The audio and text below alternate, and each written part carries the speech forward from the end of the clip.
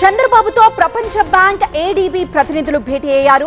అమరావతి నిర్మాణానికి ప్రపంచ బ్యాంక్ రుణమిస్తోంది. రాజధానిలో పర్యటిస్తున్నారు బ్యాంక్ డైరెక్టర్లు.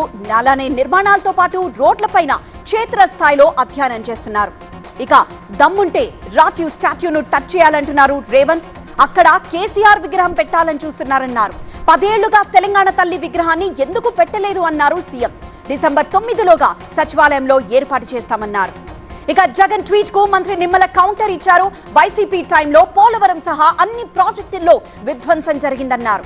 గతంలో టీడీపీ సర్కార్ పోలవరంపై 68,000 కోట్లు ఖర్చు చేస్తే వైసీపీ సర్కార్ 19,000 కోట్లు మాత్రమే ఖర్చు చేసిందన్నారు.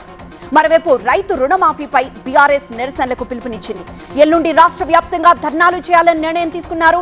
40% మంది రైతులకి కూడా రుణమాఫీ కాలేదని, తక్షణం అందరికీ మాఫీ చేయాలని కేటీఆర్ డిమాండ్ చేశారు. ఇక హైదరాబాద్ లో మళ్లీ భారీ వర్షాలు పడుతున్నాయి. ప్రధాన రహదారుల్లో ట్రాఫిక్ స్తంభించడంతో జనం ఇబ్బంది పడుతున్నారు.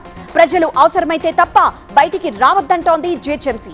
తెలంగాణలోని పలు జిల్లాలకు ఎల్లో అలర్ట్ జారీ చేశారు.